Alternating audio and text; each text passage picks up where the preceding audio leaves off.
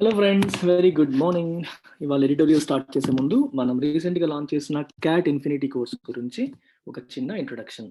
So cat అనేది మీకు తెలిసిందే. ఇండియాలో ప్రీమియర్ బీ స్కూల్స్ అయిన ఇండియన్ ఇన్స్టిట్యూట్స్ ఆఫ్ మేనేజ్మెంట్ ఐఐఎమ్స్లో అడ్మిషన్ కోసం కండక్ట్ చేయబడే test, common admission test, MBA entrance test కింద మీరు తీసుకోవచ్చు ప్రీమియం బీ స్కూల్స్లో ఎంబీఏ చేయడం కోసం. సో దీనికి ఫ్యాకల్టీ ఎవరంటే నేను and Krishna sir. And I got 99 percentile in CAT and Krishna sir got 99.5 percentile in CAT. నేను ఇంగ్లీష్ టీచ్ చేస్తాను వర్బల్, సార్ టీచర్స్ ఎల్ఆర్డిఐ. సార్ వచ్చేసి మీకు LR as well as DI, logical reasoning, data interpretation, దాంతోపాటు quant కూడా sir teach చేస్తారు. So arithmetic portion అంతా కూడా సారే టీచ్ చేస్తారు. అండ్ అలాంగ్ విత్ దిస్, అంటే మేము క్యాట్లో పర్సంటేజ్ సాధించామన్నది ఒకటే పాయింట్ కాదు. మేము క్యాట్ రాసినది 2007-8 ప్రాంతంలో. తర్వాత విడిడ్ ఎంబీఎస్ కూడా మేము top colleges, MDI management development institute, ఇండియాలో ఇది 7th బెస్ట్ బీ స్కూల్. ఈ బీ స్కూల్లో ఇద్దరం కూడా ఎంబీఏ కలిసి కంప్లీట్ చేసాం. తర్వాత సార్ కృష్ణ సార్ ఐసిఐసిఐ బ్యాంక్లో పనిచేస్తున్నారు. అండ్ నేను I worked in the corporate for another close to 10 years and quit and started Eltex classes. So there is a rich experience. Subject మ్యాటర్తో పాటు బీ స్కూల్ లైఫ్ గురించి మాకు అవగాహన ఉండింది. తర్వాత వచ్చే కార్పొరేట్ లైఫ్లో కూడా సార్ ఇంకా పనిచేస్తున్నారు, నేను 10 years పనిచేశాను. All this will come together and help you in your CAT preparation. And CAT ప్రిపరేషన్లో చాలామంది స్ట్రగుల్ అయ్యేది జీడిపిఏ దగ్గర కూడా. అంటే అలాంగ్ విత్ రిటర్న్ టెస్ట్ అనేది ప్రిపరేషన్ అనేది మనం కామన్గా చేసుకుంటాం. జీడిపిఏకి వెళ్ళేసరికి చాలామంది ఏం మాట్లాడాలో తెలియదు, ఎలా మాట్లాడాలో తెలియదు, చాలా స్ట్రగుల్ అవుతూ ఉంటారు. కారణం ఏంటంటే జనరల్ నాలెడ్జ్, ఎస్పెషల్లీ ఎకానమీకి సంబంధించిన పోర్షన్ పైన సరైన అవగాహన లేకపోవడం వల్ల. ఇన్ఫ్యాక్ట్ మేము ప్రిపేర్ అయ్యేటప్పుడు కూడా వీ ఫేస్డ్ సిమిలర్ ఇష్యూస్. అందుకనే when we decided to launch this, we have decided to have exclusive focus for GDPI right from the beginning. అంటే స్టార్టింగ్ నుంచే మీకు బర్నింగ్ ఇష్యూస్ పైన అవగాహన కల్పించడం, హిందూ ఎడిటోరియల్స్ ద్వారా వాటి మీద సబ్జెక్ట్ నాలెడ్జ్ బిల్డ్ చేయడం.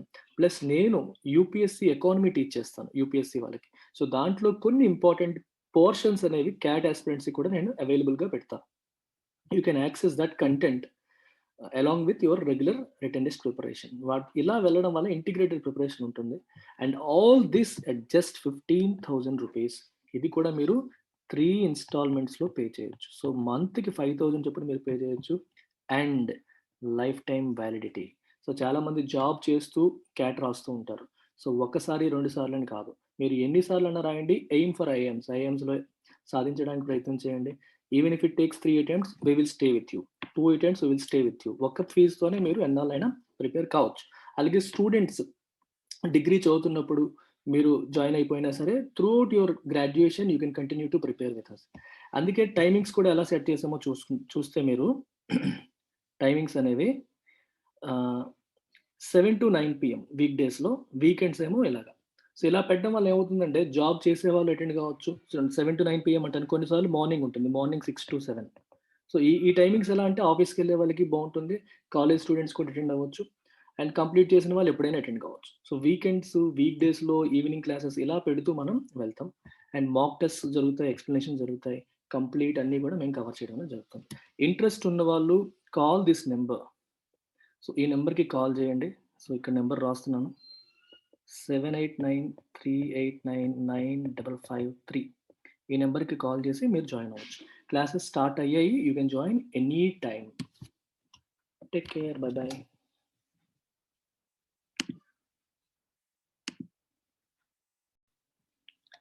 Let's look at today's editorial. The title says A Wolf in Watchdog's Clothing. ఇది మీకు ఒక ఇడియం వినుంటారు, వూల్ఫ్ ఇన్ షీప్స్ క్లోతింగ్ అని. షీప్స్ క్లోతింగ్ అని అర్థం ఏంటి, మనకి గొర్రె తోలు కప్పుకున్న తోడేలు అంటాం కదా తెలుగులో. అంటే బయటికి మంచిగా కనిపిస్తున్న లోపల క్రూయల్ ఇంటెన్షన్స్ ఉన్నవాళ్ళు, ప్రిడేటర్ కదా మనకి తోడేలు అనేది, కొరికి చంపేస్తుంది మనకి. బయట చూస్తే మాత్రం గొర్రె తోలు కప్పుకుంది. గొర్రె అంటే శాంతజీవి, మనకి ఏం చెయ్యదు అనే ఫీలింగ్ బయట కనిపించినా లోపల క్రూయల్ ఇంటెన్షన్స్ ఉన్నాయి అని చెప్పడానికి మనం ఐడియం వాడతాం. A wolf in sheep's clothing అనే ఐడియం వాడతాం. ఇక్కడ ఏం వాడారు, a wolf in watch dog's clothing. ఇక్కడ వూల్ఫ్ అంటే సెన్స్ ఏంటంటే క్రూయల్ ఇంటెన్షన్స్ ఉన్నాయి, రేపొద్దున్న హింసిస్తుంది అనేది వూల్ఫ్ యొక్క మీనింగ్. వాచ్ డాగ్స్ క్లోతింగ్ అంటే, వాచ్ డాగ్ అంటే అర్థం ఏంటి, someone who monitors you. Protect చేయడం కోసం మానిటర్ చేసే వాళ్ళని వాచ్ డాగ్ అంటారు. ఇది ఎందుకు వచ్చిందంటే ఇప్పుడు ఆన్‌లైన్‌లో అమెజాన్ గాని, ఓటీటీ ప్లాట్‌ఫార్మ్స్, డిజిటల్ మీడియాని కూడా గవర్నమెంట్ మానిటర్ చేస్తుంది. కొన్ని రూల్స్ తీసుకొస్తుందని చెప్పి కొత్తగా రవిశంకర్ ప్రసాద్ గారు అనౌన్స్ చేశారు.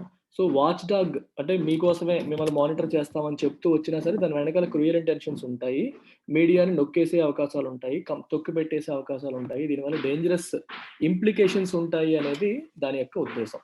టైటిల్ యొక్క ఉద్దేశం. Instead of soft touch monitoring, the government has opted for predatory new rules. Soft touch monitoring అంటే అర్థం ఏంటంటే డెలికేట్‌గా, డెఫ్ట్‌గా. సాఫ్ట్ టచ్ పదంలోనే కనిపిస్తుంది మనకి. అంటే డెలికేట్‌గా హ్యాండిల్ చేయడం, డీసెంట్‌గా హ్యాండిల్ చేయడం, ఇబ్బంది పెట్టకుండా హ్యాండిల్ చేయడం. దాన్ని సాఫ్ట్ టచ్ మానిటరింగ్ అంటాం. అలా చేయకుండా government has opted for predatory new rules. Predatory అంటే ఎక్స్‌ప్లాయిటేటివ్. ప్రిడేటర్ అంటే అర్థం ఏంటి? వేటాడేదాన్ని ప్రిడేటర్ అంటారు. వేటాడబడేదాన్ని ప్రే అంటాం. సింహం ప్రిడేటర్, జింక ప్రే. ప్రిడేటర్, ప్రే వేటాడేది. ఇక్కడ మీకు ప్రిడేటరీ ప్రైసింగ్ అని వాడుతుంటారు కాంపిటీషన్‌లో ఎస్పెషల్లీ మీరు జియో చూడండి. ఎయిర్‌టెల్ వాళ్ళు ఒక నెలకి 1 జీబీకి 200, 300 తీసుకున్న టైంలో వీళ్ళు రోజుకి 1 జీబీ ఇవ్వడం మొదలుపెట్టేసారు. అదే రేట్‌కి. అది ప్రిడేటరీ ప్రైసింగ్. అంటే ఎదుటి వాళ్ళ బిజినెస్‌ని తొక్కేసేది, నొక్కేసేది కంప్లీట్‌గా తినేసే కైండ్ ఆఫ్ ప్రైసింగ్. ప్రిడేటరీ. అంటే ఎదుటి వాళ్ళని చంపేసేది, తొక్కేసేది, ఎక్స్‌ప్లాయిట్ చేసేది, ఇబ్బంది కలిగించేది ఇలా మీరు తీసుకోవచ్చు. సో, ప్రిడేటరీ న్యూ రూల్స్ అంటే ఈ రూల్స్ అనేవి మీడియాని ఇబ్బంది పెట్టేలాగా ఉన్నాయి. వాళ్ళని బాగా సప్రెస్ చేసేలాగా ఉన్నాయనే సెన్స్‌లో వచ్చింది. అలాంటి రూల్స్‌కి గవర్నమెంట్ తీసుకుంది. సాఫ్ట్ టచ్ మానిటరింగ్ చేయకుండా. సాఫ్ట్ టచ్ అంటే ఇబ్బంది పెట్టకుండా డెలికేట్‌గా మానిటర్ చేయడం. అలా కాకుండా ఇలా చేసింది. సాఫ్ట్ టచ్‌కి ఇంకో మీనింగ్ కూడా ఉంది. Someone who is very easy to convince. అప్పుడు నీకు డబ్బులు అప్పు కావాలి. ఒకళ్ళ దగ్గరికి వెళ్తావు. వాళ్ళకి మెల్లగా మాట్లాడితే 4 మాటలు చెప్తే నీకు అప్పిచ్చేస్తాడు. అలాంటి వ్యక్తిని సాఫ్ట్ టచ్ అంటారు. ఎవరినైతే మనం ఈజీగా కన్విన్స్ చేసేయొచ్చో అతను సాఫ్ట్ టచ్ అనొచ్చు. ఇంకో మీనింగ్ ఏంటంటే డెలికేట్ వే ఆఫ్ హ్యాండ్లింగ్. ఇబ్బంది పెట్టకుండా హ్యాండ్లింగ్‌ని మనం సాఫ్ట్ టచ్ మానిటరింగ్ అంటాం. అంటే మానిటర్ చేయండి. మీడియాని ఎక్కువగా ఇబ్బంది పెట్టకుండా అనేది ఇక్కడ ఉద్దేశం. అలా చేయకుండా రూల్స్ పెట్టింది. ఆ రూల్స్ కూడా ప్రిడేటరీ రూల్స్ ఉన్నాయి అని చెప్పి దీని యొక్క ఉద్దేశం.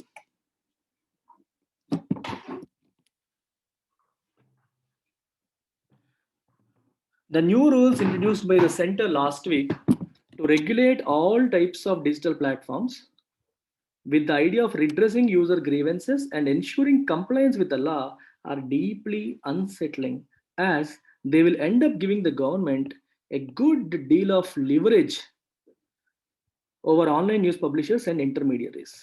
సో దీని అర్థం ఏంటి చూడండి. The new rules introduced by the centre last week. గత వారం సెంట్రల్ గవర్నమెంట్ ఇంట్రడ్యూస్ చేసిన కొత్త రూల్స్ ఏవైతే ఉన్నాయో దేనికోసం అవి to regulate all types of digital platform. Digital platforms అన్నిటిని రెగ్యులేట్ చేయడం కోసం వాళ్ళు తీసుకొచ్చిన రూల్స్ ఏవైతే ఉన్నాయో ఎందుకు తీసుకొచ్చారు? With the idea of redressing user grievances. Grievances అంటే మన యొక్క బాధలు. గ్రీవెన్స్ అంటే మన యొక్క బాధ, పెయిన్. ఏదైనా సర్వీస్ అందుకునేటప్పుడు మనకు ఒక ఇబ్బంది వస్తుందనుకోండి, మనం గ్రీవెన్స్ అంటాం. న్యూస్ పేపర్‌లో ఒక కంటెంట్ వచ్చింది. కంటెంట్ ఏమో కొన్ని వర్గాలకు అభ్యంతరకరంగా ఉంది. Then you have a grievance. నీకొక పెయిన్ ఉంది. అప్పుడు ఏం చేయాలి? గ్రీవెన్స్ రిడ్రెసల్ సెల్ అంటారు. ఫిర్యాదుల విభాగం అని చెప్పి గవర్నమెంట్ ఆఫీసులో రాస్తుంటారు. ఫిర్యాదు అంటే అర్థం ఏంటి? ఏదైనా పెయిన్ ఉంటేనే కదా ఫిర్యాదు ఇస్తాం మనం. గ్రీఫ్ అంటే బాధ. గ్రీవెన్స్ అన్న సిమిలర్ మీనింగ్. ఒక ఫిర్యాదు లాంటిది. ఒక కంప్లెయింట్ మోడ్‌లోకి వెళ్తుంది. ఒక నొప్పి కలిగింది. So, you are going to complaint. That is grievance. So, redressal అంటే దాన్ని అడ్రెస్ చేయడం. ఫిర్యాదుల్ని రిజాల్వ్ చేయడం, పరిష్కరించడం. రిడ్రెస్ అంటే పరిష్కరించడం అనే మీనింగ్ వస్తుంది. సో, యూజర్ గ్రీవెన్సెస్‌ని రిడ్రెస్ చేయాలి, పరిష్కరించాలి అనే ఉద్దేశంతో మేము ఈ కొత్త రూల్స్ తీసుకొచ్చామని గవర్నమెంట్ అంటుంది. ఆ రూల్స్ ఏవైతే ఉన్నాయో ఆ rules are deeply unsettling. Those rules are deeply unsettling. Unsettling అంటే డిస్టర్బింగ్. డిస్టర్బ్ చేస్తున్నాయి అవి. ఎందుకట? As they will end up giving the government a good deal of leverage. ఆ రూల్స్ ఏంటంటే ఇక్కడ యాజ్ అనేది బికాజ్ అనే మీనింగ్‌లో వస్తుంది. Because they will end up giving the government. అవి గవర్నమెంట్‌కి ఇస్తాయి. ఏమిస్తాయి? A good deal of leverage. Leverage అంటే పవర్ ఆర్ ఇన్‌ఫ్లూయెన్స్ అనే మీనింగ్ వస్తుంది. లివరేజ్‌కి మల్టిపుల్ మీనింగ్స్ ఉన్నాయి. ఇక్కడ టు యూజ్ సర్టెన్ మీకు 3 మీనింగ్స్ చెప్తాను చూడండి లివరేజ్‌కి. లివరేజ్‌కి వర్బ్‌గా తీసుకునేటప్పుడు to use certain conditions to your advantage. That is leverage. క్రికెట్‌లో ఎక్కువగా వాడుతూ ఉంటారు. ఎస్పెషల్లీ ఇండియాలో బాల్ టెస్ట్ మ్యాచ్‌లు ఆడుతున్నప్పుడు ఫస్ట్ బాల్ నుంచి తిరుగుతోందనుకోండి, స్పిన్ అవుతుందనుకోండి బాగా పిచ్‌లో. So, India has leveraged the conditions that are conducive to spin. Conducive అంటే ఫేవరబుల్. స్పిన్‌కి ఫేవరబుల్‌గా ఉన్న కండిషన్స్‌ని ఇండియా చక్కగా లివరేజ్ చేసుకోగలిగింది. లివరేజ్ అంటే to use to your advantage. ఉన్న విషయాన్ని నీకు నీకు నీకు అనుగుణంగా నీకు ఉపయోగం పడేలాగా నువ్వు ఉపయోగించుకోగలగడం లివరేజ్. ఇంకో మీనింగ్ ఉంది. That company has gone for lot of leverage. Leverage అంటే అప్పు తీసుకోవడం. ఫినాన్షియల్ టర్మ్స్‌లో లివరేజ్ అనేది అప్పు. డెట్ ఫ్రీ కంపెనీ అంటే అప్పు లేని కంపెనీ. హైలీ లివరేజ్డ్ కంపెనీ అంటే ఎక్కువగా అప్పు తీసుకున్న కంపెనీ. మనకి ఫండ్స్ కావాలనుకోండి బిజినెస్ ఎక్స్‌పాన్షన్ కోసం 2 మార్గాలున్నాయి. ఒకటి షేర్స్ ఇష్యూ చేసి చేయడం, లేదా అప్పు తీసుకోవడం. షేర్స్ ఇష్యూ చేసినప్పుడు లివరేజ్ ఉండదు. అలా కాకుండా అప్పు తెచ్చేసారనుకోండి యూ ఆర్ హైలీ లివరేజ్డ్. బాగా ఎక్కువగా లివరేజ్ ఉంది అని అర్థం. సో డెట్ ఎక్కువగా ఉంది, అప్పు ఎక్కువగా ఉంది, లివరేజ్ ఉంది అని అర్థం. ఫినాన్స్‌లో ఆ మీనింగ్ ఉంది. మూడో మీనింగ్ ఏంటి ఇప్పుడు మనం చూస్తుంది. Power or influence. ఇక్కడ పవర్ ఆర్ ఇన్‌ఫ్లూయెన్స్ అనే మీనింగ్ వస్తుంది. A good deal of leverage over online news publishers and intermediaries. Online న్యూస్‌లో ఆన్‌లైన్‌లో న్యూస్ పబ్లిష్ చేసేవాళ్ళు, ఇంటర్మీడియరీస్ వీళ్ళ పైన ఒక పవర్, ఇన్‌ఫ్లూయెన్స్ గవర్నమెంట్‌కి ఈ కొత్త రూల్స్ ద్వారా వచ్చేస్తుంది. అందువల్లే these rules are deeply unsettling, disturbing for whom? మీడియాకి.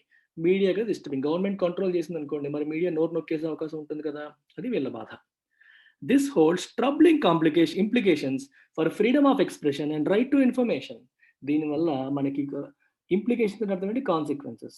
ఒక ఇబ్బందికరమైన పర్యవసానాలకి దారి తీసే అవకాశం ఉంది. దేనికి? For freedom of expression. Freedom of ఎక్స్‌ప్రెషన్‌కి ఇబ్బంది కలుగుతుంది. ఎందుకంట? మనకి దేశం రాజ్యాంగం ఫ్రీడమ్ ఆఫ్ ఎక్స్‌ప్రెషన్ ఇచ్చింది. కాబట్టి మనం ఒక ఆర్టికల్ పబ్లిష్ చేసామనుకోండి. అది ఎవరికో ఇబ్బందికరంగా ఉందనుకోండి. వాడేమో గ్రీవెన్స్ రైజ్ చేస్తాడు. ఇది నా నా మనోభావాలను దెబ్బతీసింది అని చెప్పి. అదేమో ఒక 3, 4 కమిటీలకి వెళ్లి చివరికి గవర్నమెంట్ చేతికెళ్ళింది. సో గవర్నమెంట్ చేతికెళ్ళేసరికి గవర్నమెంట్ ఏమో ఈ మీడియాని కంట్రోల్ చేయడానికి ప్రయత్నం చేయాలి. ఏమంటే ఆ యూజర్ కంప్లెయింట్ చేసాడు. దానికి రిజల్యూషన్ కింద నేను చేస్తున్నానని చెప్పి గవర్నమెంట్ అంటుంది. దీనివల్ల ఏమవుతుంది అల్టిమేట్‌గా ఏది రాస్తే ఎవరి మనోభావాలు దెబ్బతింటాయనే భయానికి ప్రతిదానికి 100 సార్లు ఆలోచించాల్సిన అవసరం వస్తుంది. అలా ఆలోచించాల్సి వచ్చినప్పుడు what are you losing? You are losing freedom. Freedom of what? Expression. మన మన మన భావజాలాన్ని మనం ఎక్స్‌ప్రెస్ చేసే ఫ్రీడమ్‌ని కోల్పోతాం. ఫ్రీడమ్ కోల్పోయినప్పుడు do we have democracy? No. డెమోక్రసీకి main pillar freedom. Liberty and freedom are main pillars of democracy. ప్రజాస్వామ్యం దెబ్బతినే అవకాశం ఎక్కువగా ఉంటుంది. సో ఇది ప్రాబ్లమ్. అందుకే it's a troubling implication and right to information వీటికి. Electronics and IT minister Ravi Shankar Prasad while launching right to information కూడా సేమ్ ప్రాబ్లమే. మీకు రైట్ టు ఇన్ఫర్మేషన్‌కి కూడా పిల్లర్ ఏంటి? Liberty, freedom. తెలుసుకోవాలి. ఇన్ఫర్మేషన్ చెప్పడం ఎంత ఇంపార్టెంటో, చెప్పగలగడం ఎంత ఇంపార్టెంటో తెలుసుకోవడం కూడా అంతే. అది కూడా ఇబ్బందవుతుంది. Electronics and IT minister Ravi Shankar Prasad while launching the information technology rules 2021 presented it as a soft touch oversight mechanism. ఆయన ఏం చేశారు? ఇది ఒక సాఫ్ట్ టచ్ ఓవర్‌సైట్ మెకానిజం అని చెప్పారు. సాఫ్ట్ టచ్ అంటే మీకు జెంటిల్ వే ఆఫ్ హ్యాండ్లింగ్ ఉంటుంది. డెలికేట్‌గా హ్యాండిల్ చేస్తాము. అంటే మేము ఇబ్బందికరంగా ఉండము అని చెప్పి ఆయన చెప్పారు. ఓవర్‌సైట్ ఇదొక బ్యూటిఫుల్ వర్డ్. ఓవర్‌సైట్‌కి ఒక పాజిటివ్ మీనింగ్ ఉంది. ఒక నెగెటివ్ మీనింగ్ ఉంది. ఇక్కడ పాజిటివ్ మీనింగ్. ఓవర్‌సైట్ అంటే అర్థం ఏంటి? మానిటర్ చేయడం. ఓకే. న్యూస్ పేపర్ ఏజెన్సీస్, మీడియాలు, డిజిటల్ మీడియాలు ఎలా రన్ చేస్తున్నాయనేది మేము ఓవర్‌సీ చేస్తాము. మానిటర్ చేస్తాము. సాఫ్ట్‌గా, డెలికేట్‌గా, జెంటిల్‌గా చేస్తాము. ఆ మెకానిజం కింద ఈ రూల్స్ మేము ఇంట్రొడ్యూస్ చేస్తామని చెప్పి రవిశంకర్ ప్రసాద్ చెప్పారు. ఓవర్‌సైట్‌కి ఇంకో నెగెటివ్ మీనింగ్ ఉంది. చూడండి ఓవర్‌సీ అనేది మానిటర్. ఓవర్‌లుక్ అంటే ఓవర్‌సీ చూడండి 2 ఎంత బ్యూటిఫుల్ వర్డ్స్. ఓవర్‌సీ చేయడం అంటే మానిటర్ చేయడం. తప్పులేమైనా జరుగుతున్నాయా లేదా అని చెప్పి మానిటర్ చేయడాన్ని ఓవర్‌సీ అంటాం. తప్పులు జరగకుండా చూసుకోవడం. ఓవర్‌లుక్ మనం అంటే అయ్యో! ఓవర్‌లుక్‌లో అది మర్చిపోయాను నేను. అంటే ఏంటి? పొరపాటున తప్పు చేయడం. కావాలని చేయడం కాదు. ఓవర్‌లుక్‌లో. మనం చేసేటప్పుడు ఓవర్‌లుక్‌లో తప్పు చేస్తాం చూడండి అది ఓవర్‌లుక్ అంటాం. ఓవర్‌లుక్‌కి, ఓవర్‌సీకి రెండిటికి నౌన్ ఫార్మ్ ఏంటి? Oversight. It was an oversight అన్నామనుకోండి. అది పొరపాటున జరిగిన తప్పు. ఓవర్‌లుక్‌లో జరిగిన తప్పు. It was an oversight. It is an oversight mechanism. ఇప్పుడు మానిటర్ చేయడానికి తీసుకొచ్చిన mechanism. So same word can be used for positive and negative. Oversight అనేది నెగెటివ్‌గా వాడొచ్చు. అంటే ఏంటి? ఓవర్‌లుక్‌లో తప్పయిపోయింది అని చెప్పే సెన్స్‌లో వాడొచ్చు. మానిటర్ చేస్తున్నాం అనే సెన్స్‌లో కూడా వాడొచ్చు. అంటే తప్పు జరగకుండా చూడడం మానిటరింగ్. పొరపాటున తప్పు జరిగిపోవడం ఓవర్‌లుక్. సో రెండింటికి కూడా ఓవర్‌సైట్ వాడతాం. ఇక్కడ ఏ సెన్స్‌లో పాజిటివ్ సెన్స్. అదెలా తెలుస్తుంది? కాంటెక్చువల్‌గా.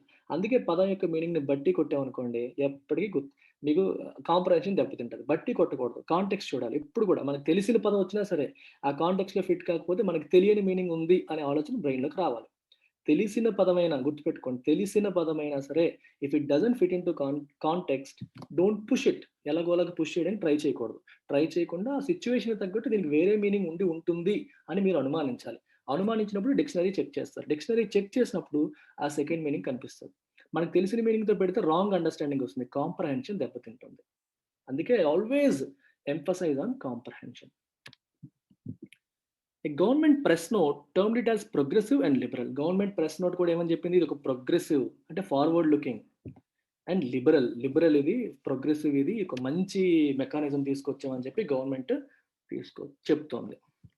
It also claimed the rules seek to address people's varied concerns while removing any misapprehension about curbing creativity and freedom of speech and expression. ఇంకా ఏం చెప్తుంది ప్రెస్ నోటు? క్లెయిమ్డ్ అంటే చెప్తోంది. ఏం చెప్తోంది? ఈ రూల్స్ ఏం చేస్తాయంట? సీక్ టు అంటే ట్రై టు. సీక్ కి మల్టిపుల్ మీనింగ్స్ ఉంటాయి. If you seek to do something, you try to do something. If you are seeking information, you are asking for information. You are seeking resolution, you are asking for resolution. Seek అంటే try అనే meaning వచ్చింది, ask అనే meaning కూడా వచ్చింది. Okay, and you are a seeker of knowledge అంటే knowledge కోరుకుంటున్నాం. I seek it కోరుకోవడం. So కోరుకోవడం అనే మీనింగ్ వచ్చింది, ఆస్క్ అనే మీనింగ్ వస్తుంది, ట్రై అనే మీనింగ్ వస్తుంది. సో సీక్ ఇలా మల్టిపుల్ మీనింగ్స్ ఉంటాయి. సిచ్యువేషన్ బట్టి మీనింగ్ ఫిట్ చేసుకోవాలి. ఇక్కడ ఏంటి? Try. The rules seek to address people's varied concerns. ఒక కన్సర్న్ కాదు, రకరకాల కన్సర్న్స్ ఉంటాయి ప్రజలకి. రీసెంట్గా తాండవ్ అని చెప్పి అమెజాన్లో ఒకటి వచ్చింది. దాన్ని హిందువులకు వ్యతిరేకంగా ఉందని చెప్పి కొంతమంది కన్సర్న్ రైజ్ చేశారు. ఇలా అనమాట. Varied concern. ఈ కన్సర్న్స్ని అడ్రస్ చేయడం కోసం కొత్త రూల్స్ తీసుకొస్తున్నాము. ఎందుకంటే ఓటీటీ ప్లాట్ఫామ్స్ని నియంత్రణ లేకపోవడం, రెగ్యులేషన్ లేకపోవడం. సినిమాలు కొనుక్కోండి, మనకి సిబిఎఫ్సి ఉంటుంది, సర్టిఫికేషన్ ఇవ్వాలి, సెన్సార్ వాళ్ళు సర్టిఫై చేస్తారు, అది యూనా యూబైఏనా అని. ఈ ఓటీటీ కంటెంట్కి అది లేకపోవడం వల్ల విచ్చలవిడితనం పెరిగిపోతుంది, ఇష్టం వచ్చినట్టు చేస్తున్నారు అని కంప్లైంట్స్ వస్తున్నాయి. అందుకని గవర్నమెంట్ ఈ చట్టాలు తీసుకురావడానికి ట్రై చేస్తుంది. ఇలా తీసుకురావడం వల్ల ఫ్రీడమ్ ఆఫ్ స్పీచ్ దెబ్బతింటుందని చెప్పి మీడియా అరుస్తుంది, మీడియా బాధపడుతుంది. అది ప్రాబ్లం. ఈ పీపుల్ యొక్క వేరీడ్ కన్సర్న్స్ అడ్రస్ చేయడం కోసం ఈ రూల్స్ వస్తున్నాయి, ట్రై చేస్తాయి. While removing any misapprehension about curbing creativity, freedom of speech and expression. Curb అంటే నియంత్రించడం, కంట్రోల్ చేయడం. కర్బ్ దేన్ని కంట్రోల్ చేయడం? క్రియేటివిటీని, freedom of speech and expression, మాట్లాడే స్వేచ్ఛని మరియు క్రియేటివిటీని కంట్రోల్ చేస్తాయి అనే మిస్అప్రహెన్షన్ ఏదైతే ఉందో, మిస్అప్రహెన్షన్ అంటే డౌట్, భయం, ఫియర్. రిజర్వేషన్ అనేది దీనికి సినోనిమ్. రిజర్వేషన్ అన్న మిస్అప్రహెన్షన్ అన్న సిమిలర్ మీనింగ్ వస్తుంది. రిజర్వేషన్ అంటే మనకి ఎన్నో మీనింగ్స్ ఉన్నాయి చూడండి. ఎస్సీ ఎస్టీస్కి, బీసీస్కి, ఓబీసీస్కి రిజర్వేషన్స్ ఇస్తారు. అంటే కొన్ని సీట్లు వాళ్ళ కోసం పక్కన పెట్టడం, అది రిజర్వేషన్. బస్సులో మనం రిజర్వేషన్ చేస్తాం అంటే ఈ సీటు మనకేం చెప్పి పక్కన పెట్టడం. హోటల్లో రిజర్వేషన్ చేస్తారు, ఈ టేబుల్ వీళ్ళకని రిజర్వేషన్. రిజర్వేషన్ అంటే కొన్ని తీసి పక్కన పెట్టేయడం వీళ్ళ కోసం అని చెప్పి, అది మనకి జనరల్గా తెలిసిన మీనింగ్. ఇంకో మీనింగ్ ఏంటి రిజర్వేషన్కి? Doubt. I have reservations about government's policy. Government ఒక కొత్త పాలసీ మీకోసమే తీసుకొస్తున్నామని చెప్తుంది, కానీ నా డౌట్స్ నాకున్నాయి, దాని వెనకాల ఏదో రాంగ్ ఇంటెన్షన్ ఉన్నట్టుగా ఉంది అని భయపడతాం చూడండి. అలాంటి దానికి మనం రిజర్వేషన్ అని వాడతాం. సిమిలర్ మీనింగ్ ఉన్నది మిస్అప్రహెన్షన్. మిస్అప్రహెన్షన్ అన్న అంతే, అపోహ, లేదా ఒక భావన, ఒక రాంగ్, ఒక మనకి భయం కలిగించే అపోహ అంటాం కదా, ఇలా ఏమైపోతుందో దానివల్ల అనేది. సో ఈ అపోహల్ని మేము తొలగించడానికి, రైట్, ఈ అపోహల్ని రిమూవ్ చేసి, ఏంటి అపోహ? ఇది ఫ్రీడమ్ ఆఫ్ స్పీచ్‌ని, క్రియేటివిటీని కంట్రోల్ చేసేస్తుంది అనే అపోహని తొలగిస్తూ ప్రజల యొక్క కన్సర్న్స్‌ని అడ్రెస్ చేయడం కోసం మాత్రమే ఈ రూల్స్ ఉన్నాయని చెప్పి ఆ ప్రెస్ నోట్ చెప్తోంది. గవర్నమెంట్ చెప్తుంది అలాగా. The soft tone notwithstanding, these rules force digital news publishers and video streaming services to adhere to a cumbersome three-tier structure of regulation with a government committee at its apex. ఇది చూడండి, interesting word, notwithstanding ఎప్పుడు కనిపించినా మీరు అక్కడ in spite of పెట్టేసుకోండి. In spite of, despite, ఈ రెండింటిలో ఏది పెట్టినా సరిపోతుంది. ఈ soft tone notwithstanding అంటే in spite of the soft tone అంటే గవర్నమెంట్ ఉపయోగించిన పదజాలం అనేది సాఫ్ట్గా ఉన్నప్పటికీ, టోన్ అనేది సాఫ్ట్గా ఉన్నప్పటికీ, హార్ష్గా లేదు, సాఫ్ట్గా ఉన్నప్పటికీ అనగానే అర్థమే వస్తుంది, కాంట్రాస్ట్. ఇప్పుడు అతను మంచోడే అయినప్పటికీ అన్నాం అనుకోండి, తర్వాత మనం నెగిటివ్ మాట్లాడతాం, పాజిటివ్ మాట్లాడతామా? నెగెటివే కదా! అందుకే కదా అయినప్పటికీ, కానీ అని అంటాం. అందుకే మనకి ఇంగ్లీష్‌లో ఆల్‌దో గాని, బట్ గాని, ఇన్ స్పైట్ ఆఫ్ గాని, డిస్పైట్ గాని, హౌఎవర్ గాని ఇట్లాంటివి వచ్చాయనుకోండి, కాంట్రాస్ట్ ఇమ్మీడియేట్‌గా మైండ్‌లో స్ట్రైక్ అవ్వాలి. కాంట్రాస్ట్ వస్తుంది. అంటే అప్పటి వరకు బ్లాక్ ఉంటే వైట్ వస్తుంది. వైట్ ఉంటే బ్లాక్ వస్తుంది. పాజిటివ్ ఉంటే నెగెటివ్ వస్తుంది. నెగెటివ్ ఉంటే పాజిటివ్ వస్తుంది. సెంటెన్స్ ఒకసారి డైరెక్షన్ మారుతదనమాట. ఈ పదాలు ఎప్పుడు కనిపించినా మైండ్‌లో ఫిక్స్ అయిపోండి. డైరెక్షన్ చేంజ్ అవుతోంది. పాజిటివ్‌గా రాసారనుకోండి, హౌఎవర్ నెగెటివ్ అయిపోతుంది. బట్ నెగెటివ్ అయిపోతుంది. నెగెటివ్‌గా రాస్తూ ఆల్‌దో పాజిటివ్ అయిపోతుంది. టోన్ మారిపోతది. పాజిటివ్ నుంచి నెగెటివ్‌కి, నెగెటివ్ నుండి పాజిటివ్‌కి, బాధ నుండి ఆనందానికి, ఆనందం నుంచి కష్టానికి ఇలా మారిపోతూ ఉంటాయన్నమాట. అది గుర్తుపెట్టుకోవాలి. చాలా ఈజీ. ఇలాంటి స్కిల్స్ బిల్డ్ చేసుకుంటే కాంప్రహెన్షన్ ఈజీ అవుతుంది. రీడింగ్ కాంప్రహెన్షన్ చేసినప్పుడు, పారాజంబల్స్ చేసినప్పుడు ఈ అండర్‌స్టాండింగ్ లెవెల్స్ అనేవి పెరుగుతాయి. చాలామంది స్టూడెంట్స్ సార్ వొకాబులరీ లిస్ట్ పెట్టండి, బట్టి కొట్టండి. అది పనికిరాదు. నేను వొకాబులరీ చెప్పకుండానే ఎడిటోరియల్ కంప్లీట్ అవుతుందా చెప్పండి మీరే? చాలా మంది అడుగుతారు కింద కామెంట్స్‌లో వొకాబులరీ పెట్టండి సార్ అని. ప్రతి పదం చెప్తున్నాను కదా! You make notes. ఓన్‌గా మీరు నోట్స్ రాసుకున్నారనుకోండి it will help you. Right. The soft tone notwithstanding అంటే in spite of that soft tone, సాఫ్ట్‌గా మాట్లాడుతున్నప్పటికీ these rules force negative word digital news publishers and video streaming services to adhere to a cumbersome 3 tier structure of regulation with a government committee at its apex. Apex అంటే top. Top లేయర్‌లో government committee ఉంటది. దీని కింద ఇంకో committee, దీని కింద ఇంకో committee. So 3 tier structure. అంతేనా? ఏదైనా యూజర్‌కి ప్రాబ్లమ్ వచ్చిందనుకోండి, ఫస్ట్ ఇక్కడికెళ్తాడు. ఇక్కడ సాల్వ్ అవ్వకపోతే ఇక్కడికెళ్తాడు. ఇక్కడ సాల్వ్ అవ్వకపోతే గవర్నమెంట్ వస్తది సీన్‌లోకి. ఇది 3 టైర్ స్ట్రక్చర్. ఈ కొత్త 3 టైర్ స్ట్రక్చర్‌ని తీసుకొస్తుంది. అండ్ దాని గురించి ఏమని చెప్పారు? కంబర్సమ్. కంబర్సమ్ అంటే complicated, complex, something that is not easy to use. ఇది కంబర్సమ్ వర్క్. మీరు వర్క్ ఇచ్చారు గానీ cumbersome work. Not effective, not efficient, complicated, difficult ఇలాంటి వాటికి కంబర్సమ్ అనే పదం వాడతాం. Something that we are not very happy about. 3 tier అంటే 3 లేయర్స్ ఇలాగనమాట. అది 3 టైర్ ఆర్కిటెక్చర్ అంటారు. రైట్. గవర్నమెంట్ అన్నిటికంటే టాప్‌లో ఉంటుంది. అంటే ఈ స్ట్రక్చర్‌కి ఇప్పుడు ఈ digital news publishers, video streaming services adhere అవ్వాలి. అడ్హియర్ అంటే కంప్లై అవ్వాలి, ఫాలో అవ్వాలి అని అర్థం. This in itself is unprecedented in a country where the news media have been given the space all along to self-regulate based on the mature understanding that any government presence could have a chilling effect on free speech and conversations. ఎంత మంచి sentence చూడండి. This in itself is unprecedented. It never happened before. ఇది చాలా సార్లు చెప్పాను. ముందు, precede to happen before అంటే ఇంతకు ముందు జరిగింది. President something that happened before. పదం పదం మొక్క చేసి చెప్తున్నా చూడండి. అంటే ముందు మనకు తెలిసిందే. ప్రిసీడ్ టు హ్యాపెన్ బిఫోర్ ముందు జరగడం. ప్రెసిడెంట్ ఇది నౌన్ ఫార్మ్.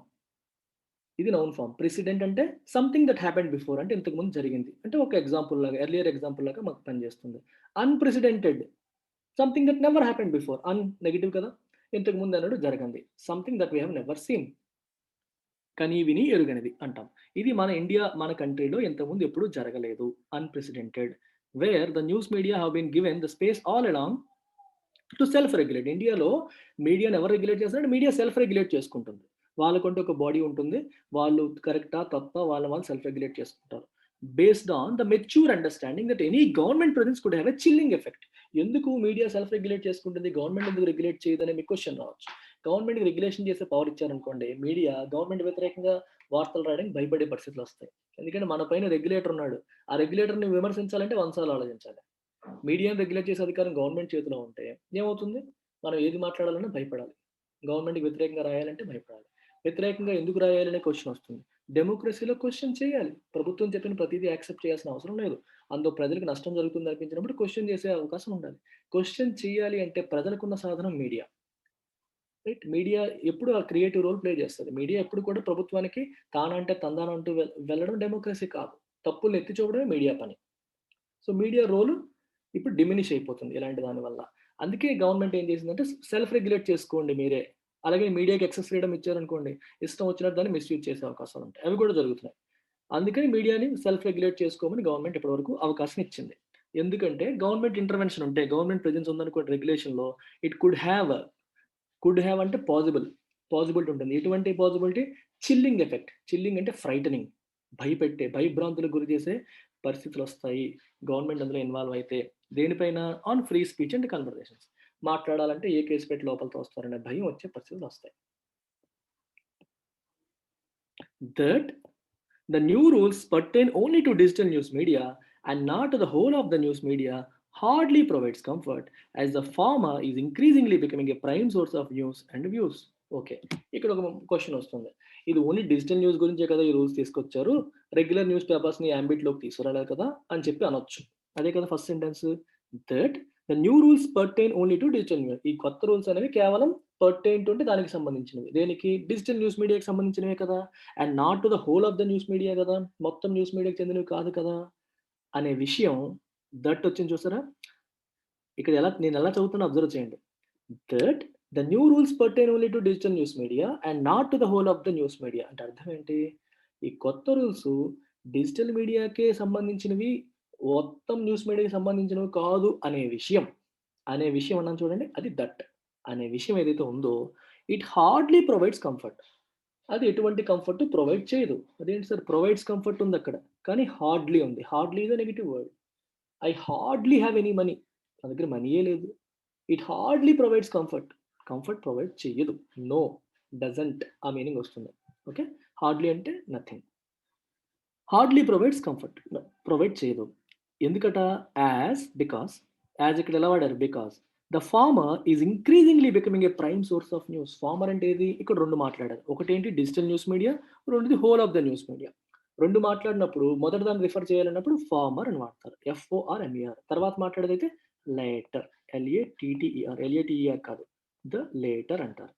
ఇక్కడ ఫార్మర్ అంటే digital news media is increasingly becoming a prime source of news. రీసెంట్గా అదే ఇప్పుడు ప్రైమ్ సోర్స్ ఆఫ్ న్యూస్ కింద మారిపోతుంది. అండ్ న్యూస్కి మెయిన్ సోర్స్ ఏమైపోయింది? Digital news media. Further, it is of significant concern that the purview of IT Act 2000 has been expanded to bring digital news media under its regulatory ambit without legislative action, which digital liberties organizations such as Internet Freedom Foundation have flagged. Very important sentence. ఇంకా ఇప్పటి వరకు జరిగింది కదా, ఇంకా ఏంటి? It is of significant concern. ఇది చాలా important, ఆందోళన కలిగించే విషయం. సిగ్నిఫికెంట్ కన్సర్న్ ఏంటట? That the purview of the IT Act 2000, purview అంటే పరిధి, IT Act 2000 పరిధి ఏదైతే ఉందో హ్యాస్ బీన్ ఎక్స్పాండెడ్. మీ పరిధిని ఎక్స్పాండ్ చేశారు. దేన్ని? IT Act 2000ని. దేనికోసం? To bring digital news media under its regulatory ambit. Digital news మీడియాని కూడా దాని రెగ్యులేటరీ యాంబిట్లోకి తీసుకొచ్చారు. యాంబిట్ అన్న పరిధి అనే మీనింగ్ వస్తుంది. అంటే IT Act 2000 యొక్క పరిధి అంటే పవర్ ఆఫ్ ఇన్ఫ్లుయెన్స్. మీకు బెస్ట్ ఎగ్జాంపుల్ జ్యూరిస్డిక్షన్, యాంబిట్ ఏంటది, మళ్ళీ మూడోది పర్వ్యూ. ఈ పదాలు ఎలా అర్థం చేసుకోవాలి? మీ బెస్ట్ ఎగ్జాంపుల్ చెప్తాను. పోలీస్ స్టేషన్లో కేసు పెట్టడానికి వెళ్ళారు. వెళ్ళగానే అంటారు, ఎక్కడ జరిగిందమ్మా క్రైమ్ అంటారు. పలానా చోట అంటారు. సార్ అది మా జ్యూరిస్డిక్షన్ కాదు అంటారు. అది 2 టౌన్ వాళ్ళది, మేము 1 టౌన్ అంటాం. అంటే అర్థం ఏంటి? మా పరిధిలోకి రాదు. We don't have power to exercise. అంటే అక్కడ దానికి కేసు పెట్టే పవర్ మాకు లేదు, అది వాళ్ళు చేస్తారు అంటారు. అంటే ప్రతి గవర్నమెంట్ ఏజెన్సీస్కి కానీ, ప్రతి యాక్ట్కి కానీ, ప్రతి దానికి కూడా ఒక పరిధి ఉంటుంది, లిమిటేషన్ ఉంటుంది. ఎంతవరకు వెళ్ళవచ్చు, ఆ లిమిటేషన్కే ఈ పదాలు వాడారు. రెగ్యులేటరీ యాంబిట్ అంటే రెగ్యులేటరీ పరిధి, అంటే ఎంతవరకు నేను రెగ్యులేట్ చేయొచ్చు, ఆ పరిధిలోకి డిజిటల్ న్యూస్ మీడియాని తీసుకొచ్చారు. ఇంతవరకు IT న్యూస్ యాక్ట్లో అది లేదు, ఇప్పుడు దాన్ని తీసుకొచ్చారు. పర్వ్యూ అన్న కూడా సేమ్ మీనింగ్ వస్తుంది. Without legislative action. ఇది చూడండి ఇంపార్టెంట్. ఇదేంటి? యాక్ట్ అంటే చట్టం. చట్టాన్ని ఎవరు చేస్తారు? పార్లమెంట్ చేస్తుంది. మరి చట్టంలో మార్పులు చేయాలంటే ఎవరు చేయాలి? పార్లమెంట్లోనే చేయాలి. అంటే దానికి అమెండ్ చేయాలి యాక్ట్ని అమెండ్ చేసి దాని యొక్క స్కోప్ని పెంచాలి.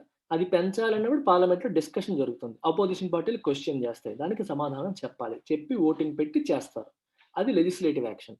కానీ లెజిస్లేటివ్ యాక్షన్ లేకుండానే దాని పరిధిని పెంచేశారు. Has been expanded. అందుకే it is of significant concern. Legislative action, చట్టం పరిధిని మీరు లెజిస్లేషన్ యాక్షన్ పెంచేశారు కదా అనేది అది పెద్ద ఒక కన్సర్న్ కలిగించే విషయం అని ఎవరన్నారు? With digital liberties organisation such as Internet Freedom Foundation have flagged. Internet Freedom Foundation లాంటి డిజిటల్ ఫ్రీడమ్ ఆర్గనైజేషన్స్ ఏవి ఫ్లాగ్ చేశాయి అంటే అదిగో అది తప్పు, అదిగో అలా చేస్తున్నారు మీరు అని ఎంఫసైజ్ చేశాయి, నొక్కాయి. To mark them as concerns, to mark something as important, దాన్ని ఫ్లాగ్ అంటాం. ఓకే, ఇక్కడ తప్పు జరుగుతుంది అని చెప్తున్నాను. సో ఇది అనమాట ఫస్ట్ పారాగ్రాఫ్. 2 అయిపోయాయా? ఒకటైంది. ఇవాళ పెద్దది యాక్చువల్గా 2 డీటెయిల్స్ బట్టి ఒకటే ఇచ్చేసారు. The 3-tier regulatory mechanism will seek అంటే ట్రై టు రెడ్రెస్ అంటే address, solve, resolve complaints with respect to digital platforms' adherence to a code of ethics, which, among other things, includes the norms of journalistic conduct compiled by the Press Council of India and the Program Code of Cable Television Networks Act, as also a negative list of content that shall not be published, essentially what one would encounter under law as reasonable restrictions to free speech. Okay, ఇదంతా ఒకటే sentence అండి, చాలా easy. 3-tier regulatory mechanism government తీసుకురావడానికి try చేస్తుంది కదా, ఆ mechanism ఏం చేస్తుందంట?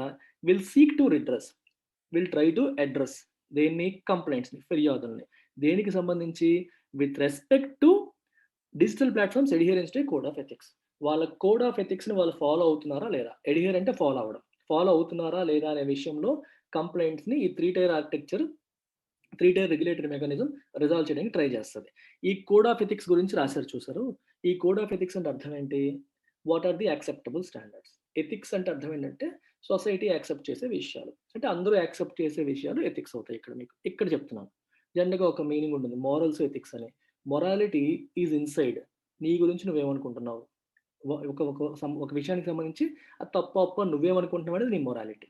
ఎథిక్స్ అనేది సొసైటీ ఏమనుకుంటుంది, చుట్టుపక్కల వాళ్ళు ఏమనుకుంటున్నారు. ఓవరాల్‌గా అంటే ఒక పర్టిక్యులర్‌గా ఎలా ఉండాలి, సొసైటీలో ఉన్నప్పుడు ఎలా ఉండాలి, ఆఫీస్‌లో ఉన్నప్పుడు ఎలా ఉండాలి, లేకపోతే ఐఏఎస్ ఆఫీసర్ అయితే సివిల్ సర్వెంట్‌కి ఎటువంటి ఎథిక్స్ ఉండాలి. అంటే తన తన తన పని చేసేటప్పుడు ఎటువంటి ఎథిక్స్ ఫాలో అవ్వాలి. అంటే external ethics is more like external. Morals are more like internal. Right? అయితే వీళ్ళకి ఒక కోడ్ ఆఫ్ ఎథిక్స్ ఉంటాయి. ఒక జర్నలిస్ట్‌గా ఉన్నప్పుడు, లేకపోతే ఒక మీడియాగా ఉన్నప్పుడు మీరు ఎటువంటి రూల్స్ ఫాలో అవ్వాలి.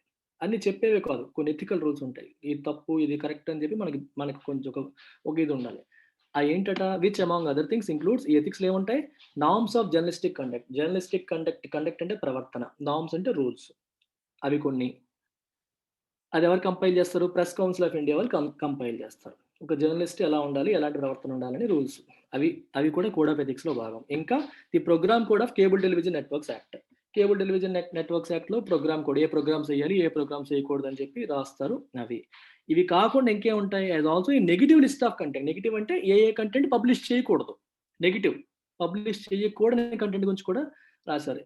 That shall not be published. ఏ కంటెంట్ పబ్లిష్ చేయకూడదు? Essentially what one would encounter under law as reasonable restrictions to freedom of speech. మీకు పాలిటీ తిరిగేస్తే, ఫండమెంటల్ రైట్స్ తిరిగేసినప్పుడు ఆర్టికల్ 19(1)A కనిపిస్తుంది. ఆర్టికల్ 19(1)A యొక్క స్పెషాలిటీ ఏంటంటే it is the most restricted fundamental right. ఒక విషయం గుర్తుపెట్టుకోండి.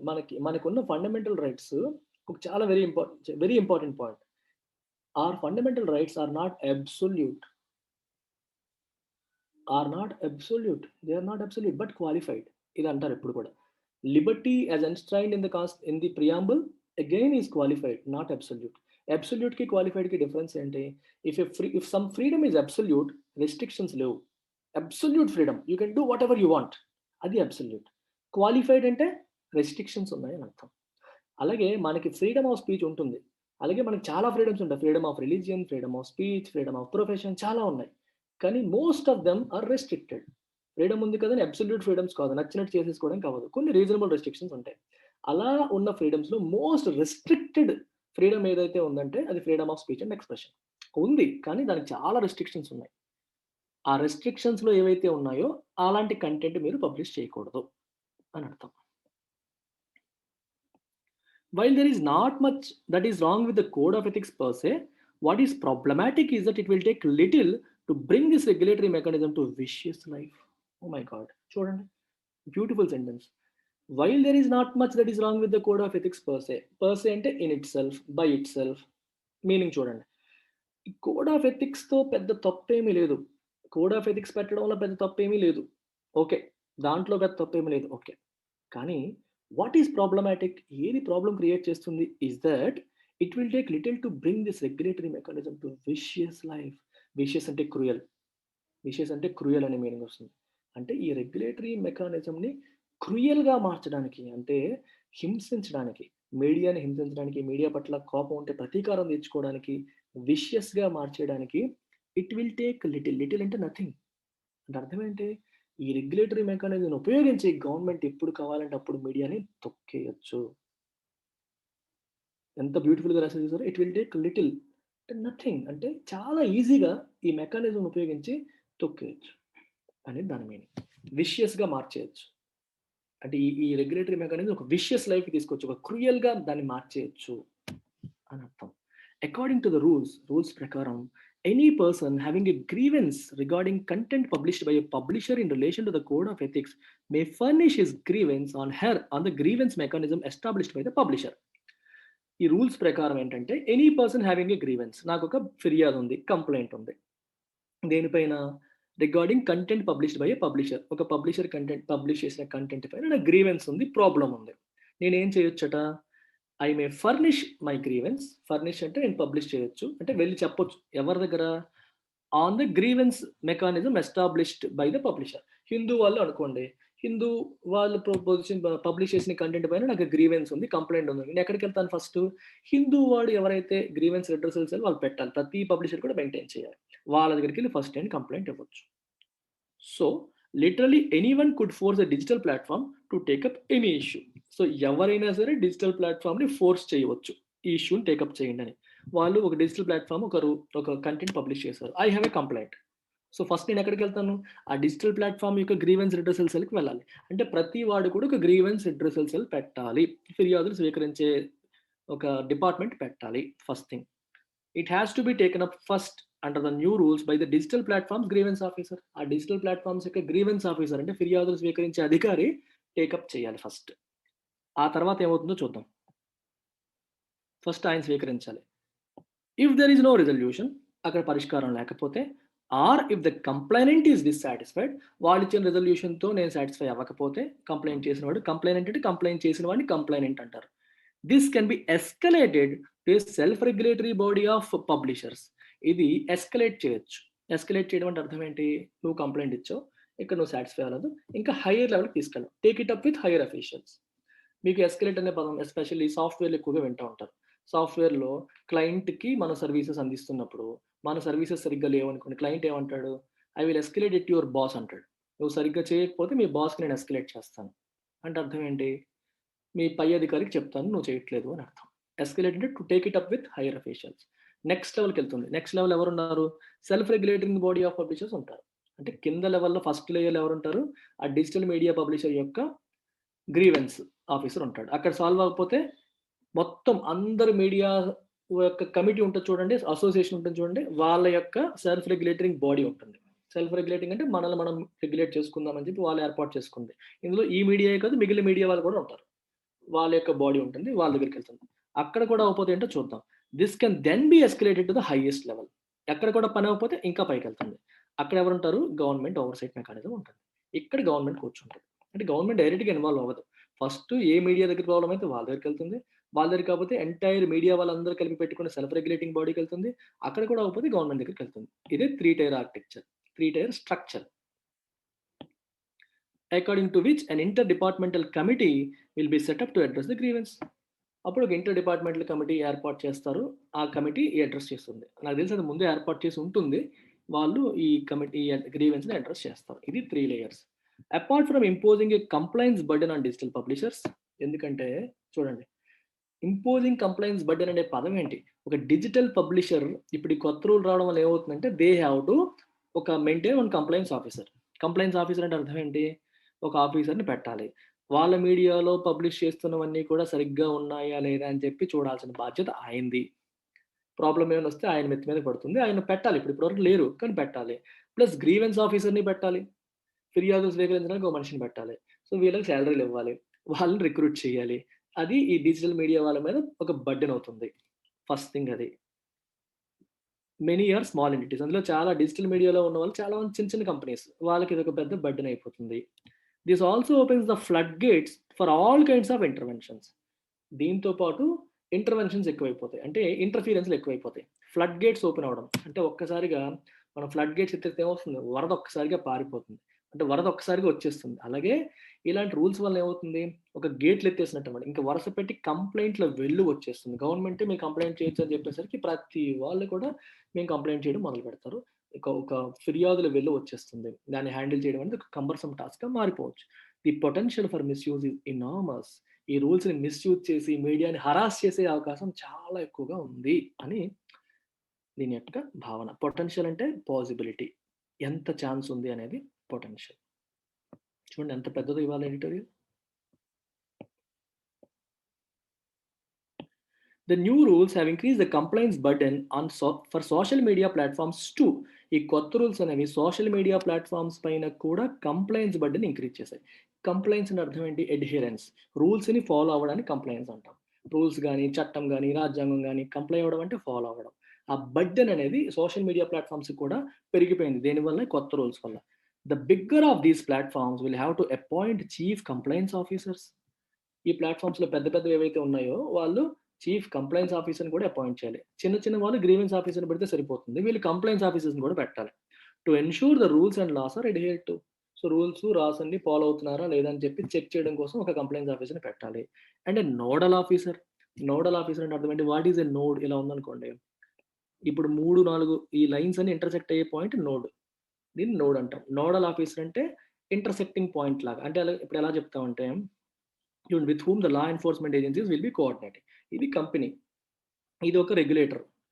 ఈ కంపెనీలో ఒక నోడల్ ఆఫీసర్ ఉంటాడు. ఈ రెగ్యులేటర్ ఈ కంపెనీ వాళ్ళతో మాట్లాడాలంటే ఏం చేస్తారు? They will talk to this nodal officer. ఈ కంపెనీ వాళ్ళు రెగ్యులేటర్‌తో ఇంటరాక్ట్ అవ్వాలంటే they will talk to this nodal officer. He will be a link between the company and regulator. అలాంటి వాళ్ళని నోడల్ ఆఫీసర్ అంటారు. నోడల్ ఆఫీసర్‌ని అపాయింట్ చేయాలి. With whom the law enforcement agencies will be coordinating. వాళ్ళతో coordinate చేస్తారు. Apart from a grievance officer ఉండాలి, nodal officer ఉండాలి, complaints officer ఉండాలి. ముగ్గురిని రిక్రూట్ చేసుకోవాలి. Such platforms in the messaging space will have to enable identification of the first originator of the information on its computer resource based on a judicial order. Okay. ఇప్పుడు WhatsApp తీసుకోండి, Facebook తీసుకోండి. విపరీతంగా articles share చేస్తా ఉంటారు. అందులో కొన్ని defamatory ఉంటాయి. Public ఆర్డర్‌ని డిస్టర్బ్ చేసే ఉంటాయి. ఇలాంటివన్నీ ఉంటాయి. మరి అలాంటప్పుడు ఏం చేయాలి? ఫస్ట్ ఎక్కడ ఆరిజినేట్ అయింది ఈ న్యూస్ ఐటెమ్? సో, ఆ న్యూస్ ఐటెమ్ ఎక్కడ ఫస్ట్ ఆరిజినేట్ అయిందని వాళ్ళే కనుక్కోవాలి. ఎవరు? ఈ వాట్సాప్, సిగ్నల్, టెలిగ్రామ్ లాంటి social media platforms. Judicial order అంటే కోర్ట్ ఇచ్చిన ఆర్డర్‌ని ఫాలో చేయాలి. కాబట్టి the rules require messaging apps such as WhatsApp and Signal to trace problematic messages to the originator. So, ఎక్కడ మొదలైంది? ఆరిజినేటర్ ఎవరు అనేది దానికి ట్రేస్ చేయాలి. ట్రేస్ అంటే లొకేట్ చేయాలి. While the triggers for a judicial order that requires such an identification of serious offences, it raises uneasy questions about how such apps will be able to adhere to such orders as their messages are encrypted end to end. Okay. అయితే ప్రతిదానికి అడుగుతారంటే అడగరు. Judicial order వచ్చిందంటే అర్థం ఏంటి? అది చాలా పెద్ద serious offence. పెద్ద క్రైమ్ వచ్చినప్పుడే అలాంటివి వస్తాయి. ఊరికే రావు. అయినప్పటికీ వైల్ అనేది కూడా కంజంక్షన్ కొంచెం నెగెటివ్ టోన్‌లో వచ్చింది. అయినప్పటికీ ఇట్ రైజెస్ అన్‌ఈజీ క్వెషన్స్. కానీ ఒక ఇబ్బందికరమైన ప్రశ్నలు అది లేవనెత్తుతుంది. ఏంటా questions? About how such apps will be able to adhere to such orders. ఈ యాప్స్ అనేవి అలాంటి ఆర్డర్స్‌కి ఏ రకంగా అడ్‌హియర్ అవుతాయి అని. అడ్‌హియర్ అంటే ఫాలో అవ్వడం. ఎలా అడ్‌హియర్ అవుతాయి అనే విషయంలో కొన్ని అన్‌ఈజీ క్వెషన్స్ అనేది రైజ్ చేస్తుంది. There is no denying that there are problems with online content. Online కంటెంట్‌తో ప్రాబ్లమ్ ఉంది అనే విషయంలో ఎటువంటి ఎవరు దాన్ని విభేదించట్లేదు. There is no denying which the government has rightly highlighted now. Government ఇప్పుడు హైలైట్ చేసింది ఆన్‌లైన్ కంటెంట్‌తో ప్రాబ్లమ్స్ వస్తున్నాయి. అందులో తప్పు లేదు. నిజమే. Its release has referred to a 2018 supreme court observation that the government may frame necessary guidelines to eliminate child pornography, rape, gang rape imageries, videos and sites in content hosting platforms and other applications. 2018లో supreme court ఒక observation చేసింది.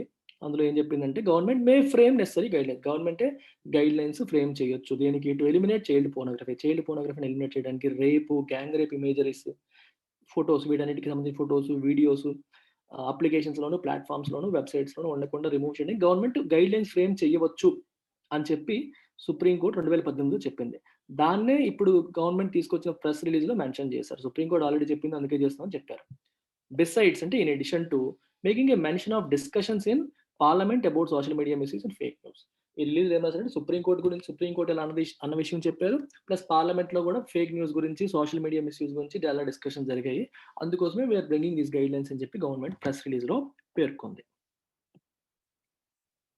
Some amount of tightening of policy is inevitable given new challenges. కొత్త challenges రావడం వల్ల పాలిసీని tighten చేయడం అనేది inevitable. Inevitable అంటే unavoidable. We cannot avoid it. ఎందుకంటే సోషల్ మీడియా వచ్చేసింది. కంప్లీట్ రెగ్యులేషన్ లేకుండా వదిలేస్తే అది విచ్చలవిడితనం పెరిగిపోతుంది. ఇష్టం వచ్చినట్టు రాతలు రాస్తారు. సో, కాబట్టి some amount of tightening of policy, విధానాన్ని టైటన్ చేయడం అనేది ఇన్‌ఎవిటబుల్, అన్‌అవాయిడబుల్. ఖచ్చితంగా చేయాల్సిందే. దాంట్లో ఎటువంటి డౌట్స్ లేవు. అయితే కానీ it would be wrong to imagine that by implanting itself in the grievance redress mechanism process or by making platforms share more information, the government can solve these problems. కానీ government తనను తాను grievance రిడ్రెసల్‌లో top ప్లేస్‌లో పెట్టేసుకోవడం, implanting itself తనను తాను పెట్టేసుకోవడం, లేదా by making platform share more information, మీరు ఎక్కువ information మాకు షేర్ చేయండి, అడిగిందల్లా ఇవ్వండి అని చెప్పి అడగడం, దీనివల్ల ప్రాబ్లమ్ సాల్వ్ అవుతుంది అనుకోవడం రాంగ్‌గా ఇమాజిన్ చేసుకోవడమే. అది తప్పుగా ఊహించుకోవడమే. అలా సాల్వ్ అవ్వదు అనేది ఉద్దేశం.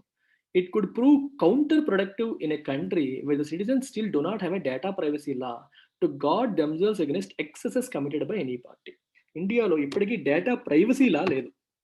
ఇప్పుడు మన డేటా తీసుకొని ఇంకొకళ్ళు ఇష్టం వచ్చినట్టు వాడేస్తున్నా సరే, దాన్ని కౌంటర్ చేయడం గానీ, ప్రొటెక్ట్ చేయడం గానీ కుదరట్లేదు ఇండియాలో.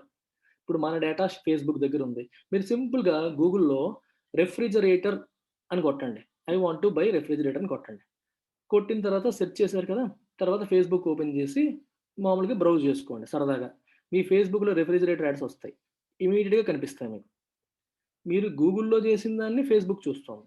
ఫేస్‌బుక్‌లో చేసిన దాన్ని గూగుల్ చూస్తుంది. అంటే మీ డేటా ఎక్కడా సేఫ్ కాదు. మీ సెర్చ్ రిజల్ట్స్ చూస్తారు. మీ మీ పర్సనాలిటీ చూస్తారు. మీ మీ ఏజు, మీ జెండరు ప్రతీదీ ఎవ్రీథింగ్ ఈస్ బీయింగ్ మానిటర్డ్. మీరు జీమెయిల్ ఓపెన్ చేసిన తర్వాత కూడా చూస్తే ఆ జీమెయిల్‌లో మీకు యాడ్స్ వస్తాయి. రెఫ్రిజిరేటర్ యాడ్స్ వస్తాయి. ఖచ్చితంగా వస్తాయి. రైట్. మేము మనకి వెబ్‌సైట్ బిల్డ్ చేసే వాళ్ళు ఎవరైనా ఉన్నారని కొట్టాననుకోండి. ఇంక వరుస పెట్టి వచ్చేస్తాయి ఫేస్‌బుక్‌లో. మనమేం వెతకక్కర్లా. వాళ్ళే మన దగ్గరికొస్తారు. అది. అయి జరుగుతూనే ఉన్నాయి. డేటా ప్రైవసీ లా మనకిప్పుడు లేదు. దానివల్ల ఆల్రెడీ ప్రాబ్లమ్స్ ఉన్నాయి. అండ్ ఇప్పుడు ఇంకా ఇట్లాంటి గవర్నమెంట్ కొత్త కొత్త రూల్స్ తేవడం అనేది కౌంటర్ ప్రొడక్టివ్ అవుతుంది. ప్రొడక్టివ్ అంటే మంచిగా ఉపయోగపడేది ప్రొడక్టివ్. కౌంటర్ ప్రొడక్టివ్ అంటే something that will have opposite of desired effect. ఏది కోరుకుంటామో దానికి ఆపోజిట్ జరిగితే కౌంటర్ ప్రొడక్టివ్ అవుతుంది. అంటే మనం ఎవరినైతే కాపాడాలనుకుంటున్నామో ఎవరికి సిటిజన్స్‌ని ఇబ్బంది పెట్టే వాళ్ళం అయ్యే అవకాశం ఉంటుంది. రాసేది కూడా సిటిజనే కదా! ఎందుకు రాసావు? అలా ఎందుకు రాసావు? అంటే సిటిజన్ హోల్డ్ చేసినట్టు అయిపోతుంది అనే ఉద్దేశం వస్తుంది. Regulation has an important place in the scheme of things, and no one advocates giving a free pass to the digital platforms. Regulation అనేది ఇంపార్టెంటే. రెగ్యులేట్ చేయడం అనేది ఇంపార్టెంటే. కంట్రోల్ చేయడం అనేది ఇంపార్టెంటే. ఓవరాల్ స్కీమ్ ఆఫ్ థింగ్స్‌లో it has an important place. And no one advocates giving a free pass to digital media platforms. ఎవరు కూడా వాళ్ళకి ఫ్రీగా వదిలేయండి, వాళ్ళు నచ్చినట్టుగా చేసేసుకోండి అని చెప్పి అవకాశం ఇవ్వమని ఎవరు అడ్వకేట్ చేయరు. అంటే ఎవరు కూడా దాన్ని సజెస్ట్ చేయరు, సలహా చెప్పరు. అలా చేయమని చెప్పరు. But then as this newspaper argued earlier, Hindu paper ఇంతకుముందు చెప్పినట్టుగా the laws to combat unlawful content are already in place. Unlawful కంటెంట్‌ని ఫైట్ చేసే చట్టాలు ఆల్రెడీ ఉన్నాయి. కొత్తగా మనం ఆ చట్టాలను సరిగ్గా ఇంప్లిమెంట్ చేయట్లేదు. ఆల్రెడీ చట్టాలున్నాయి. What is required is their uniform application. వాటిని యూనిఫార్మ్‌గా అప్లై చేయట్లేదు మనం. అంతే తప్పితే ఆ చట్టాలనేవి ఆల్రెడీ ఉన్నాయి. It is also far from reassuring that this government has had an uneasy sometimes unpleasant relationship with media in general. ఇంకో ప్రాబ్లమ్ ఏంటి? రీఅష్యూరింగ్ అంటే అర్థం ఏంటి? మనకి ధైర్యాన్ని ఇచ్చేది. రీఅష్యూరెన్స్ అంటే అభయం, ధైర్యం. ఫార్ ఫ్రమ్ రీఅష్యూరింగ్ అంటే ధైర్యం లేదు, అభయం లేదు అంటే భయం ఉంది. ఎందుకు భయం ఉందట? That this government has had uneasy sometimes unpleasant relationship with media. మీడియాతో ఈ గవర్నమెంట్‌కి అన్‌ఈజీ రిలేషన్‌షిప్ ఉంది. అన్‌ప్లెజెంట్ రిలేషన్‌షిప్ ఉంది. మీడియాని ఎప్పుడు తిడుతుంది గవర్నమెంట్. అంటే ప్రభుత్వాన్ని ఎవరైనా వ్యతిరేకంగా రాస్తే వాళ్ళని టార్గెట్ చేస్తుంది. సో, కాబట్టి మంచి రిలేషన్ లేదు. మంచి రిలేషన్ గవర్నమెంట్‌కి, మీడియాకి లేదు కాబట్టి మీడియా ఇంకా ఎక్కువ భయపడుతుంది. ఇంకా మనల్ని ఏం చేస్తుందో కొత్త రూల్స్ తీసుకొచ్చి మనల్ని ఇంక తొక్కేస్తుందని చెప్పి ఒక భయం అనేది మీడియాకొచ్చేసింది. The appetite for criticism. Appetite అంటే ఆకలి. మనకి ఎపిటైట్ ఫర్ నాలెడ్జ్ అనుకోండి. కొత్తగా నేర్చుకోవాలి అనే ఆకలి మనకుండడం. అర్థమవుతుందా? అలాగా. క్రిటిసిజం అంటే క్రిటిసిజం అంటే విమర్శ. విమర్శను మనం పాజిటివ్‌గా తీసుకోవచ్చు, నెగెటివ్‌గా తీసుకోవచ్చు. మనల్ని ఒకళ్ళు విమర్శించారనుకోండి, మనలో ఏదైనా లోపం ఉంది. అందుకే వాళ్ళు వేలెత్తి చూపారు అని అర్థం చేసుకుంటే అది పాజిటివ్.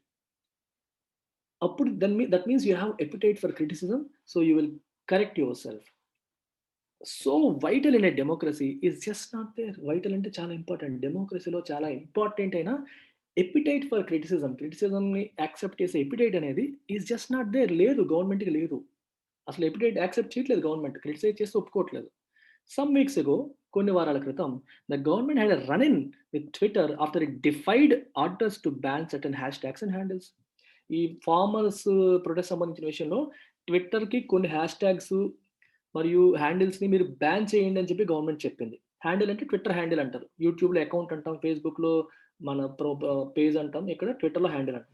ట్విట్టర్ హ్యాండిల్‌ని ఏం చెప్పింది గవర్నమెంట్? బ్యాన్ చేయమని చెప్పింది. అంటే కొన్ని ట్విట్టర్ హ్యాండిల్స్‌ని, హ్యాష్‌ట్యాగ్స్‌ని బ్యాన్ చేయమని చెప్పింది. కానీ ట్విట్టర్ ఏం చేసింది? డెఫై అంటే ఫాలో అవ్వలేదు. డెఫై అంటే agree to accept, deny to accept, deny చేయడం, యాక్సెప్ట్ చేయకపోవడం, రిఫ్యూజ్ టు యాక్సెప్ట్. సో, దానివల్ల ట్విట్టర్‌తో గొడవకెళ్ళింది. రన్ ఇన్ అంటే గొడవ, వాగ్వాదంకెళ్ళడం జరిగింది. And given an environment where people are sensitive to content. ఇప్పుడు ఎటువంటి వాతావరణంలో ఉన్నాం మనం? People are sensitive to content. ఏది పెడితే ఏమంటారో తెలీదు.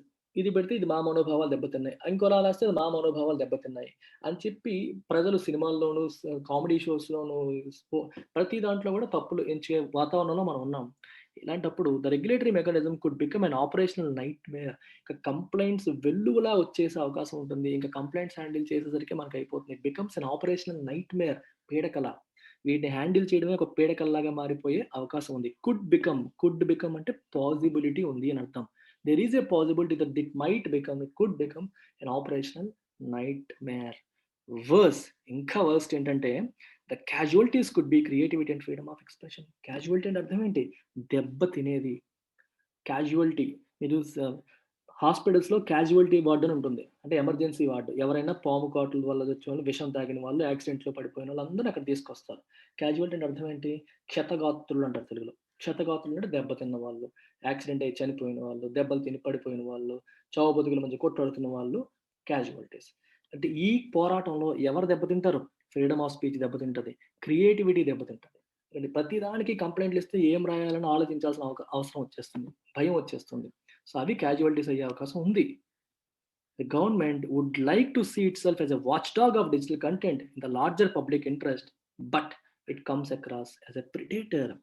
Government in the larger public interest, ప్రజా ప్రయోజనాల దృష్ట్యా పబ్లిక్ కంటెంట్, సో డిజిటల్ కంటెంట్‌కి ఒక వాచ్ డాగ్ లాగా ఉండాలనుకుంటోంది. Would like to see itself ఒక మానిటర్ చేసే మెకానిజం లాగా ఉండాలనుకుంటుంది. కానీ it comes across as a predator. కానీ డిజిటల్ మీడియా దాన్ని ఎలా చూస్తుంది గవర్నమెంట్‌ని? ప్రెడేటర్ లాగా. ఇది మనల్ని తినేసేలాగే ఉంది. మనల్ని తినేసేలా ఉంది అని చెప్పి మీడియా గవర్నమెంట్‌ని చూసే పరిస్థితులు ఇప్పుడొచ్చాయి. So this is about it. So అయిపోయింది. సమ్మరైజ్ చేయడానికి ట్రై చేస్తాను చూడండి. పెద్ద ఆర్టికల్. సో గవర్నమెంట్ కొత్త రూల్స్ తీసుకొచ్చింది. ఈ రూల్స్ ప్రకారం ఒక 3 టైర్ స్ట్రక్చర్ తీసుకొస్తారు. స్ట్రక్చర్ వచ్చి ఎవరికైనా సరే డిజిటల్ మీడియాలో ఉన్న కంటెంట్ పైన కంప్లెయింట్స్ ఉంటే ఫస్ట్ లేయర్‌లో గ్రీవెన్స్ ఆఫీసర్ దగ్గరికి, అంటే ఆ మీడియా ఎవరైతే పబ్లిష్ చేసారో వాళ్ళ గ్రీవెన్స్ ఆఫీసర్ దగ్గరికెళ్తుంది. వాళ్ళు రిజాల్వ్ చేయకపోతే సెల్ఫ్ రెగ్యులేషన్, అంటే మొత్తం మీడియా వాళ్ళ సెల్ఫ్ రెగ్యులేటింగ్ బాడీ ఉంటుంది. వాళ్ళ దగ్గరికి కంప్లెయింట్ ఎళ్తుంది. అది లేకపోతే గవర్నమెంట్ పైన ఉంటుంది ఓవర్‌సైట్ మెకానిజం. అక్కడికి కంప్లెయింట్ ఎళ్తుంది.